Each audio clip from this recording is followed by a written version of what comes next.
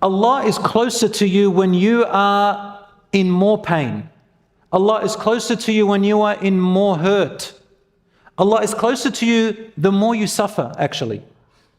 So when you're fasting and going through that suppression of your desires, and you have that tiredness and exhaustion, yet you are striving, making jihad against your desires, Allah tells us, I'm always close, which signifies everything else in your life. I want you to think about anything else in your life that is painful. We cannot survive without food and drink. Yet in a time when we're giving it up just for a few hours in the day, Allah tells us, I am close, meaning anytime you suffer, anytime you go through tragedy, remember I'm near, you're not alone. Or celebrations. And look at this verse, when you read it even more carefully, listen to it. وَإِذَا سَأَلَكَ عِبَادِي. There's an elongation of the word. And sometimes Allah says عِبَادِي, a shortening of the last letter, di. And in this one he says عِبَادِي, he extends it. Arabic is very precise language. عِبَادِي gives two meanings. The first meaning is Allah is calling out to those who really want Him, who are close to Him already, who believe in Him. He calls them in a form of a possessive noun. You are mine. You are close to me, special to me. And the second meaning of extending the word it means it's all-encompassing. Everyone. Everyone. Anyone who asks about Allah, Muslim or non-Muslim. Anyone. Because we are all servants of Allah. So even the disbeliever, if he asks about Allah, Allah says, I'm near. But He is even nearer to the believer because the believer has chosen to be nearer to Allah.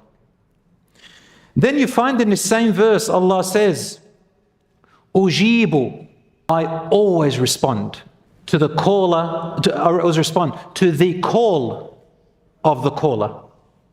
In the Arabic language, usually, the common sense will tell you that you would say, if they ask me for anything, I will respond. But in this verse, Allah says, I respond first to the call of the caller.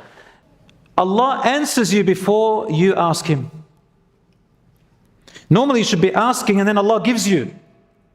But Allah says, I will give you when you ask.